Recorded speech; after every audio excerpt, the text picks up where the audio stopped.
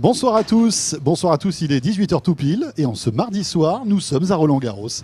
Et nous allons passer une demi-heure ensemble depuis Roland-Garros, en plein cœur des internationaux de France, pour parler de plein de choses passionnantes concernant le sport et les nouvelles technologies. Jérôme, bonsoir. Salut François, oui mais nous ne parlerons pas de tennis, autant vous le dire carrément.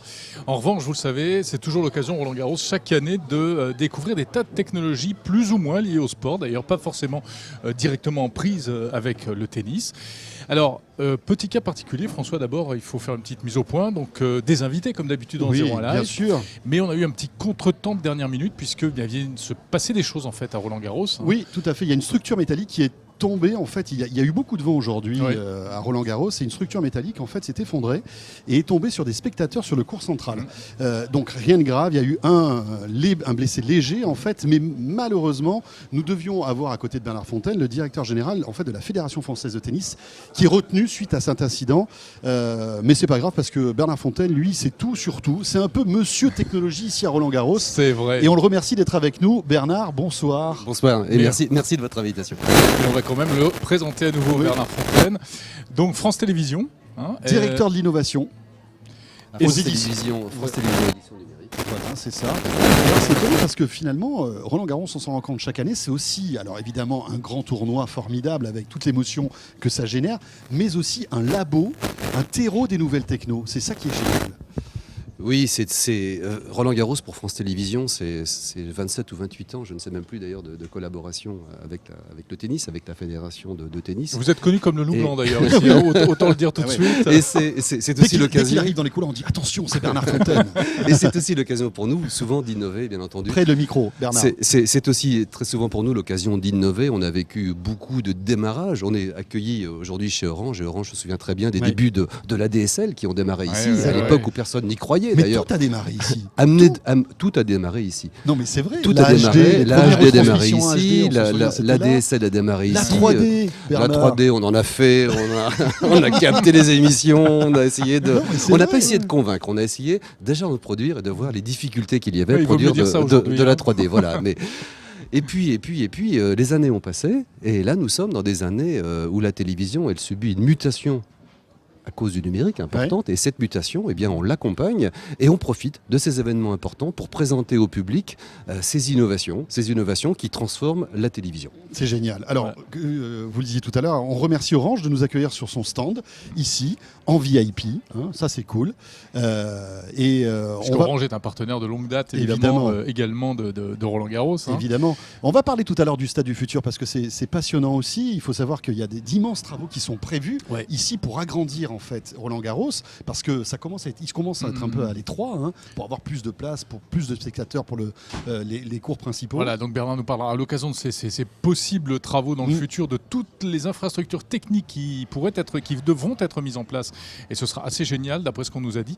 Mais d'abord, peut-être parlons un petit peu de télévision, au-delà évidemment des programmes même de France Télévisions. C'est, vous l'avez dit, toutes les technos du futur qui sont testées, mises au point ici. Donc cette année, c'est quoi le sujet principal ? On a beaucoup de choses. On a travaillé avec près de 250 personnes à l'extérieur de France Télévisions, des startups, des grands groupes, même des multinationales qui nous ont accompagnés dans cette aventure. Et on s'est fixé deux objectifs. D'une part, de pouvoir produire pendant 2 semaines, pendant 15 jours, de la 4K, donc de l'Ultra HD. C'est-à-dire la télé du futur et la télévision dans ce qu'elle sait faire de mieux en matière de qualité.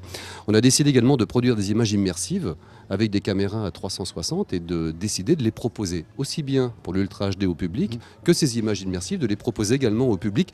Pas simplement faire du laboratoire réservé à quelques VIP qui auraient la chance d'être invités pour voir ces innovations, mais d'en faire également de faire partager au public cette évolution de l'émission programme de télévision. On va en parler dans un instant de ce truc-là, parce que vous vous dites, tiens, c'est rigolo, on dirait un petit barbe à papa avec des caméras. Mais on va en parler dans un instant, parce que ça, vous voyez, c'est français, mesdames, messieurs. Et oui, 100% français, et ça s'appelle Gyroptique, mais on va en reparler, mais juste avant... Et c'est ça la caméra immersive. Voilà, exactement. Mais juste avant peut-être la 4K, parce qu'on avait commencé par ça. Donc l'ultra haute définition, ça a été déjà réalisé l'année dernière, il y avait une expérimentation. Mais là, cette fois, si on a une télé 4K, Alors, si on a une télé 4K, j'en parlais juste avant de venir avec un de nos invités, enfin, le public visitant notre stand qui est installé au RG Lab. Cette personne venait justement d'acheter un téléviseur 4K, et était ravi de nous dire que le programme, il le recevait. Il nous faisait plaisir, évidemment, parce que... Donc, il y a un spectateur qui... Au moins, on est certain d'en avoir un. On sait qu'il habite dans les Yvelines et il regarde les programmes. Il regarde les programmes en Ultra HD que nous diffusons au quotidien. Alors, parce que c'est expérimental, c'est-à-dire que là, vous mettez en route des émetteurs et tout, mais naturellement, simplement pour les internationaux de France. Après, ça s'arrête. Naturellement. Et nous testons, tout à l'heure, je disais, il y avait près de 300 personnes qui ont travaillé avec nous sur ces opérations-là. Et alors, évidemment, il y a d'autres ingénieurs et d'autres personnes qui travaillent avec nous. Je pense à ceux de TDF, par exemple, qui diffusent sur Paris nuit et jour ces programmes. Je pense à nos confrères de Telsat également, qui diffusent cette fois-ci dans toute la France les programmes par le biais du bouquet FranceSat et qui permettent au public, qu'il habite Paris ou qu'il habite ailleurs en France, de recevoir ces programmes en Ultra HD. Soit avec une petite antenne, une antenne hertzienne, ou simplement qu'une parabole. Très bien. Alors, ça veut dire que si j'ai une télé Ultra HD que j'ai achetée récemment, je la branche sur mon antenne râteau, j'habite dans la région parisienne, je capte donc les matchs en Ultra HD. Alors, tout à fait. Par rapport aux expériences précédentes que nous avions menées en 2013 et en 2014, la différence essentielle, c'est qu'en un an, le parc des téléviseurs s'est considérablement accru. L'an passé, il y avait quelques dizaines de milliers de télés, et au dire des chiffres des fabricants de télé, aujourd'hui c'est pratiquement 500 à 600 000 télés aujourd'hui déployées un peu partout en France. Alors c'était pour ça que cette diffusion Ultra HD, nous avons souhaité l'offrir au public et le permettre au public, possesseur de ces nouveaux téléviseurs, de pouvoir regarder le programme et, si possible, pour ceux qui ont la chance également de venir ici, d'échanger avec nous pour échanger sur leurs sentiments et leurs ressentis de cette qualité révolutionnaire Donc c'est prêt en fait. Donc c'est tout est prêt. Oui, c'est-à-dire que demain on pourra retransmettre un match de foot, un match de tennis en Ultra HD en temps réel. Oui, on le démontre également avec les nouveaux moyens techniques qui sont ceux de notre filière production. C'est-à-dire pour faire de la télévision, il faut des moyens techniques importants et toute une chaîne de production. Donc parmi ces moyens techniques, notre filière production étrenne cette année un nouveau car de production qui est un car Ultra HD qui vient de Toulouse, qui est habituellement là-bas à Toulouse, et mes confrères de Toulouse mettent en place à l'intérieur de ce nouveau car, qui est compatible 4K, des nouvelles caméras qui nous permettent de capter. Mais c'est génial, on est en train de vivre la télé de demain finalement là. Oui, voilà, elle naît comme tout à l'heure on parlait de HD. C'est quand est-ce qu'on aura des matchs en Ultra HD? Quand est-ce qu'on pourra capter les premières chaînes en Ultra HD? Alors, je dirais aujourd'hui, pendant la quinzaine, c'est certain. Alors, une fois Roland Garros terminé, effectivement... Mais quand est-ce que ça va démarrer véritablement? Au-delà de l'expérimentation comme alors je pense qu'il faut plutôt penser aux méthodes de distribution de l'Ultra HD. Aujourd'hui, démonstration est faite que nos moyens de production sont compatibles 4K et savent faire de la 4K. Maintenant, les réseaux de distribution 4K sont nécessaires. En l'occurrence, le principal écueil rencontré par les chaînes aujourd'hui en France et ailleurs, c'est la présence de fréquences et la disponibilité de fréquences pour pouvoir émettre ces signaux. Voilà, c'est ça le problème. Donc tout va se passer étape par étape. Mais cela dit, il y a bientôt des fréquences qui vont se libérer, non? Alors, bien entendu, les fréquences vont se libérer. Sachez qu'aujourd'hui, beaucoup de chaînes de télévision sont diffusées avec une qualité dite SD. Il y a 12 ans, la TNT a démarré. Il y a 10 ans, pardon, la TNT a démarré avec une qualité qui était celle de cette époque-là. On appelle ça du MPEG 2. Et cette diffusion est planifiée pour commencer à s'éteindre dès l'année prochaine, en 2016, libérant ainsi certains canaux, permettant de compléter ces canaux par des canaux HD, qui satisfera aussi naturellement tous les spectateurs qui aujourd'hui vivent la télévision aussi en SD, avec une qualité 2005. Ouais, c'est le cas de France 3. C'est le cas de France 3, c'est le cas de France 5, c'est le cas de beaucoup de mes confrères. Même BFM TV, tout à fait, BFM aujourd'hui diffuse en SD. Et on espère, après ce changement de cette bascule vers un tout HD, probablement avoir d'ici quelques années néanmoins des fréquences disponibles pour faire de l'Ultra HD.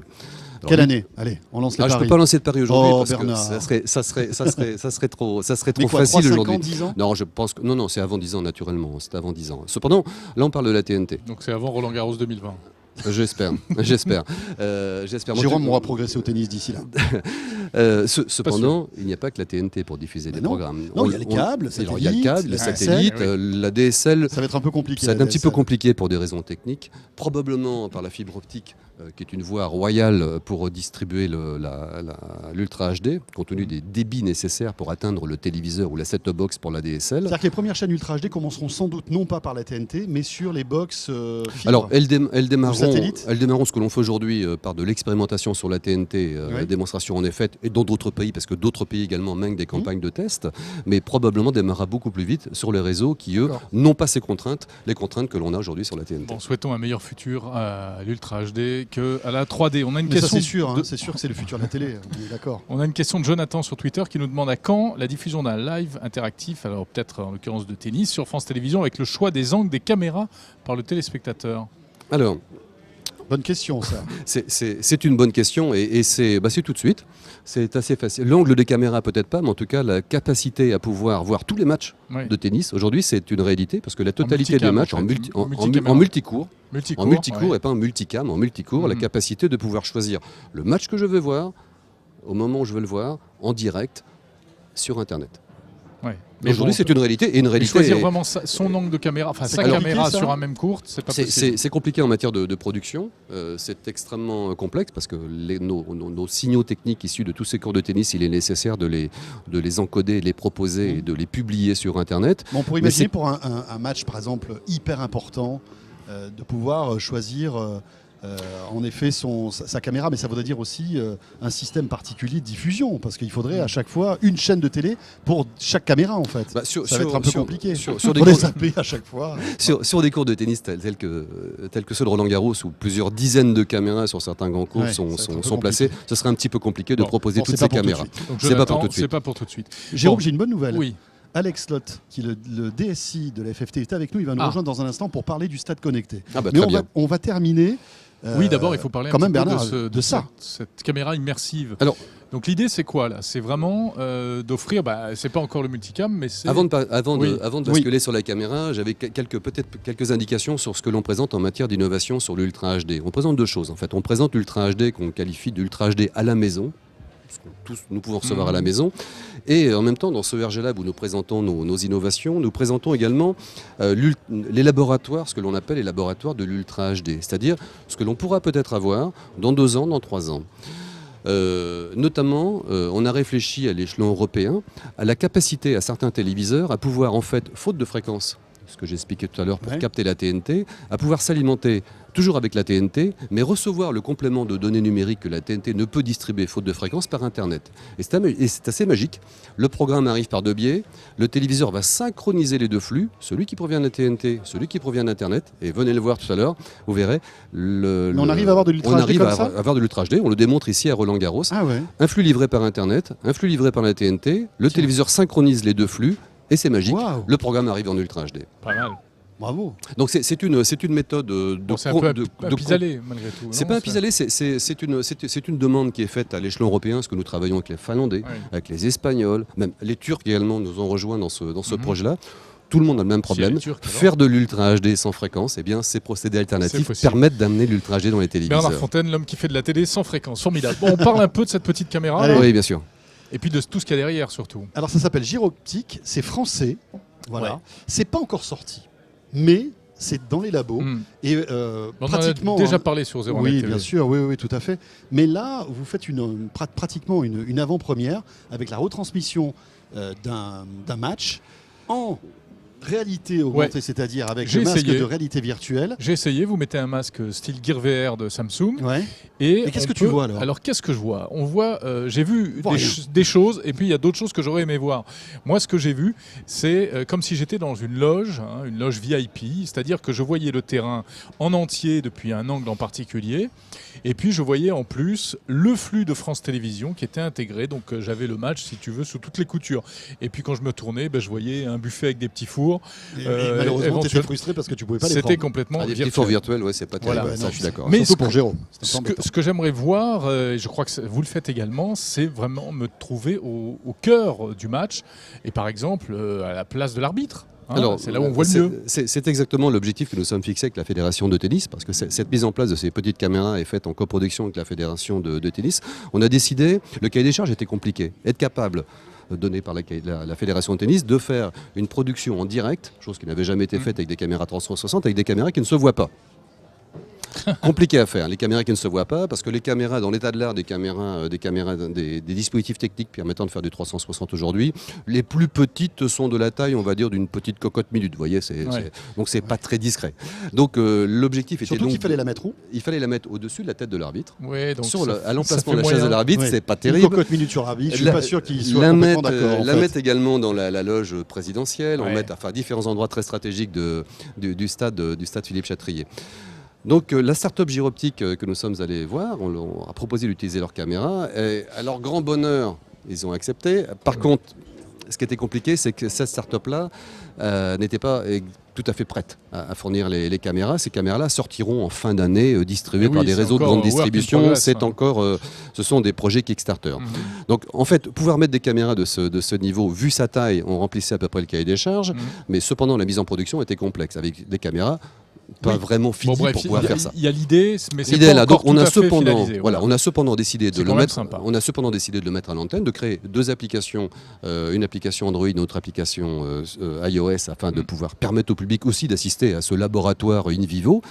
Et ma foi, les caméras fonctionnent. A cependant rendu l'âme. Il faisait un peu chaud il y a 2-3 jours. Elle a eu un peu chaud. On vient de la changer. La nouvelle fonctionne très très bien. Et ça nous permet également d'échanger par les commentaires donnés sur les stores des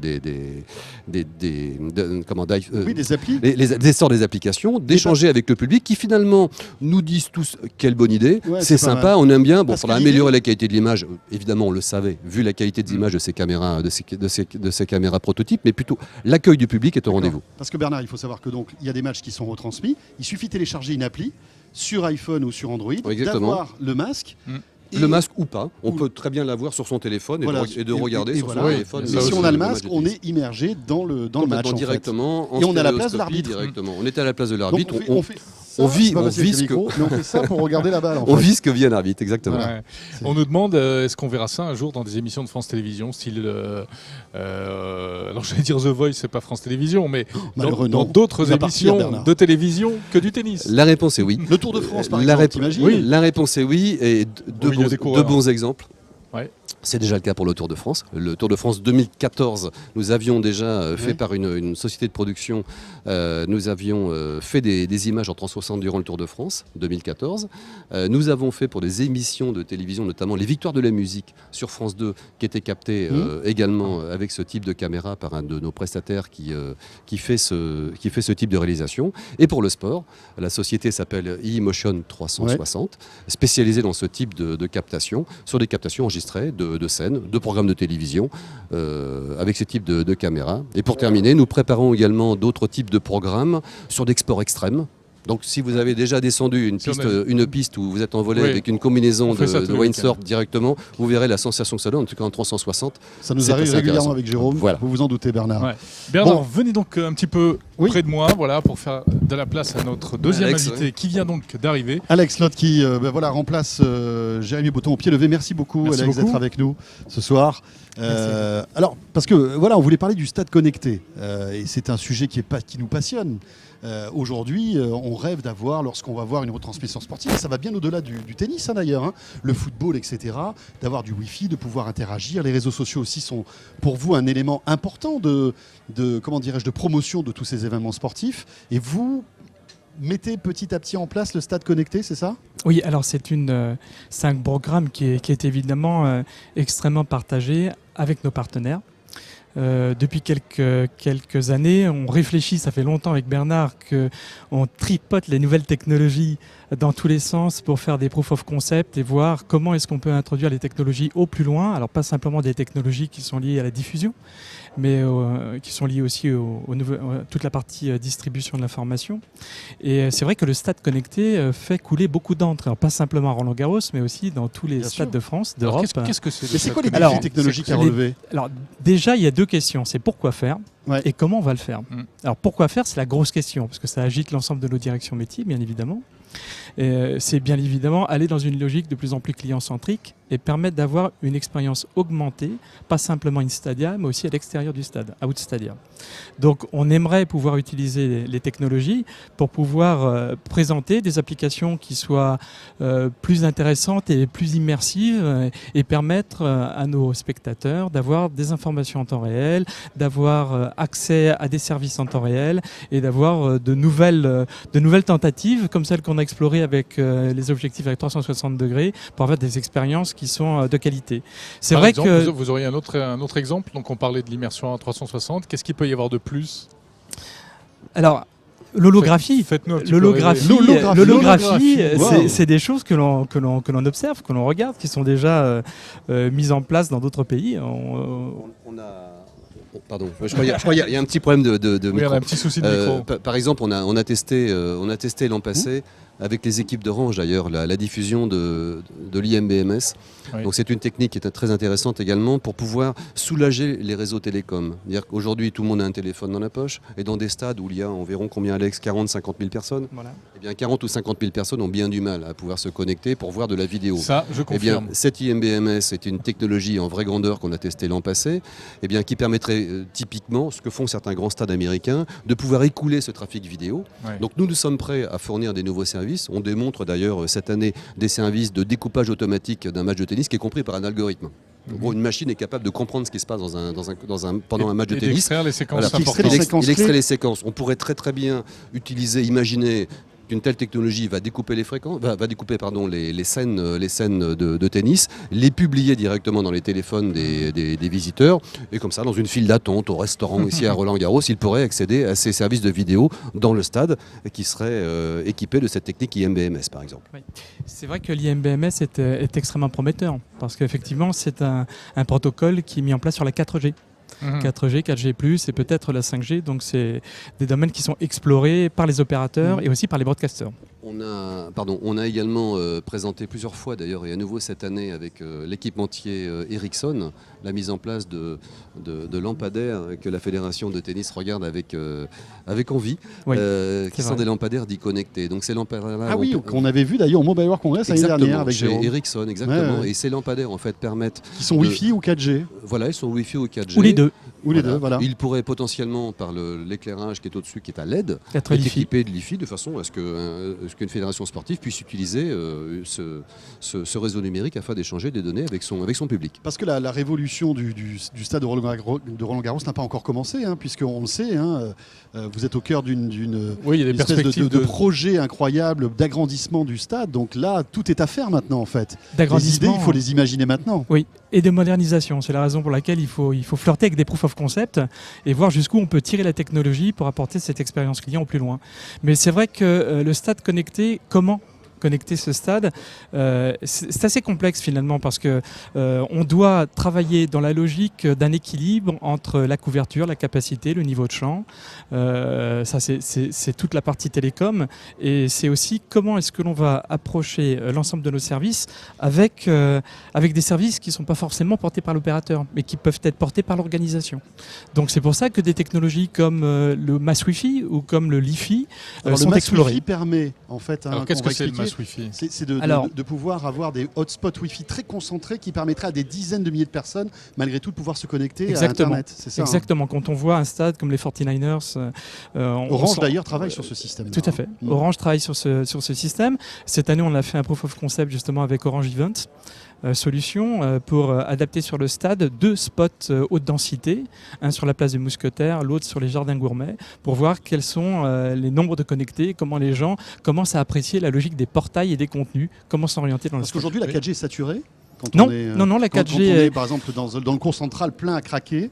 Eh ben, on a- tout le monde peut tweeter, tout le Oui, monde peut aujourd'hui on envoyer a des performances qui sont quand même assez surprenantes sur la 4G. D'ailleurs, il y a plein de questions autour de ça. C'est-à-dire, alors quid du Mass Wi-Fi, quid de la 4G, sur quel type de technologie est-ce qu'on doit évoluer, qu'est-ce qu'on doit faire par rapport à cette nouvelle axe de connectivité. On a plein de questions autour de ça. C'est d'où l'importance de faire des proof of concept au plus loin de Je ce vais qu'on faire un peut. peu l'avocat du diable. C'est formidable tout ça, mais est-ce que demain vous ne risquez pas de devoir faire la police dans l'autre sens contre les tweets, les les séquences vidéo les périscopes. volées, les périscopes Voilà, volés on voit qui que vont Periscope partir aujourd'hui tous permet de azimuts. retransmettre des vidéos en direct. Est-ce que ça peut pas être Alors on sait qu'il y a des concurrent problématiques à France Télévisions, voilà, par il y a des exemple? problématiques se de produire. droit de diffusion. Bien qui sûr. Ça, sont cela dit, ça n'aura pas la très même lourds, hein. qualité et pas le même Non. professionnalisme aussi. Donc, Ça peut se produire, mais l'usage est de telle nature que de toute manière, ça va arriver. C'est inéluctable. Donc, on va se préparer d'une manière ou d'une autre à cette, oui, à ces nouveaux usages, ces en nouveaux fait. usages. Oui, tout à fait. Bernard, Bernard vous avez peur de Périscope? Vous n'avez pas l'air. Hein, quand même. Vous avez l'air Pas très du tout, stressé, hein. on est les premiers, même. on est les premiers à l'utiliser. Non, naturellement, c'est un magnifique outil pour journalistes d'abord. Oui. Periscope, c'est Ça, vraiment, c'est sûr. c'est une révolution pour ce Non, mais métier on de a vu que journaliste. ça avait quand même soulevé quelques problèmes. Par Non, exemple, naturellement. retransmettre des. Alors, je crois qu'il y a eu des problèmes de retransmission de De concerts, concert, oui. ou de retransmission artistique, etc. Alors que bon, finalement, qu'est-ce que c'est? Ça va être un smartphone qui filme un même événement de même de loin. séries en Oui, télé. général. on le sait que trop bien malheureusement et François vous Oui, c'est lisiez, HBO avec vous Game lisiez of tout à l'heure, Thrones. il est certain qu'on peut faire une photo, on peut faire de la vidéo qu'un téléphone, on ne fait pas une émission de télévision. On ne fait pas d'émission de télévision au sens télévision, dans la complexité de réalisation. Aujourd'hui, pour une opération comme Roland-Garros, on a près de 700 techniciens sur place qui, pendant 2 semaines, couvrent la totalité de cet événement-là. C'est un métier complexe, ce sont des métiers complexes, c'est beaucoup de matériel. Nous avons la responsabilité de fournir ce signal technique à plus de 180 pays sur la Terre entière qui demandent d'avoir Roland-Garros pour des raisons évidentes. Donc il est clair que entre les deux technologies, celle des broadcasters et celle du public, même si nous, broadcasters, nous l'utilisons pour parler de Periscope, il est clair que ces techniques-là sont là, elles sont inéluctables et on se réjouit qu'elles arrivent. Hashtag 01 Live. Je vous rappelle que nous sommes en direct depuis le village de Roland-Garros sur le stand Orange. N'hésitez pas si vous avez des petites questions à Alex Lotte ou à Bernard Fontaine. Alors il y avait une question, François, sur la raquette connectée. Ah, la raquette connectée. On l'a vu, la raquette connectée. On l'a vu, la raquette connectée. On peut vous en parler avec Jérôme. Eh bien, on t'écoute. Alors déjà demain, vidéo complète sur 01net TV. Pour tout vous expliquer, on a interviewé Thomas Otto, qui est l'un des patrons de Babola et qui nous explique comment ça fonctionne. Mais en gros, il faut savoir, et on le sait depuis pas mal d'années, hein, Babola expérimente une raquette connectée et Rafael Nadal, un petit joueur, voilà, si tu veux, voilà, de seconde zone, eh bien, est en train, en ce moment même, de jouer avec une raquette connectée Babola. Et c'est incroyable parce que toutes ces données, en fait, sont mises à disposition de tout le monde. Hein. On peut voir en temps réel comment progresse le match de Rafael Nadal parce que, évidemment, sa raquette est connectée.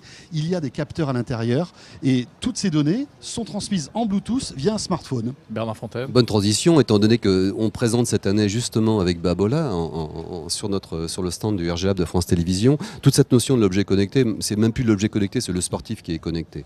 Donc une start-up nous a donné un très gros coup de main, elle s'appelle PIC. Cette start-up utilise des tout petits modules connectés, les propose aux équipementiers de vêtements sportifs. Mettre ces équipements alors, dans une raquette pour Babola, dans des chaussures pour un fabricant de chaussures, dans des vêtements, etc., etc. Et pour nous, c'est intéressant parce que la récupération de ces datas en temps réel directement dans le sportif nous permet d'imaginer déjà, et on le démontre vraiment avec des applications multiscreen, une société nous a aidé, sa société s'appelle Pushpool TV, à faire une véritable application de TV connectée et multiscreen. Vous allez directement pouvoir, depuis votre téléphone, je vous invite à venir voir cette démonstration, c'est sympa, On ira voir ça. directement pouvoir savoir combien de kilomètres ou combien de centaines de mètres Nadal a parcouru et combien de... En général, c'est son adversaire qui court. C'est pas lui. Quelle force de C'est ça le revers problème. il a pu avoir, enfin quelles sont la puissance de ces revers qu'il a pu avoir. Donc toutes ces données-là, on va pouvoir personnaliser des futures diffusions de télévision avec l'affichage sur l'écran du téléviseur de ces données. J'ai une Donc, question pour Alex Lotte. Vous parliez tout à l'heure d'hologramme, je ne vais pas vous lâcher. Qu'est-ce que vous imaginez avec l'hologramme dans le sport? Alors, on a commencé une expérimentation tous les deux d'ailleurs. oui, Sur ce sujet-là, il y a quelques années, sur l'hologramme. On a été extrêmement intéressés parce que c'est la possibilité. Alors, il y a une transition en ce moment avec ce que Bernard a développé sur le stand de France Télévisions sur l'immersivité. C'est-à-dire comment est-ce qu'on peut, dans des espaces, produire à 360 degrés sans forcément avoir un casque virtuel sur la tête, hein, parce que c'est la partie glaceless aussi qui est intéressante dans cette histoire-là, de voir comment est-ce qu'on peut immerger un individu dans un lieu, que ce soit, pourquoi ne pas rêver, à 6000 km de là et de pouvoir vivre Roland-Garros en direct. C'est-à-dire qu'on pourrait assister à une retransmission d'un match en hologramme à l'autre bout du monde, en temps réel.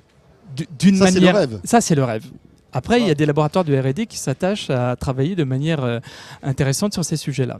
Donc, je ne vais pas révéler qui travaille dessus, mais j'ai déjà vu des hologrammes. C'est vraiment du rêve ou c'est quelque chose qui techniquement pourra être réalisé dans quelques années? C'est une chose qui pourra être techniquement réalisée dans quelques années. Cela dit, quand on voit ce qu'on a déjà vu avec des clips de Michael Jackson en hologramme, exactement. Des choses incroyables.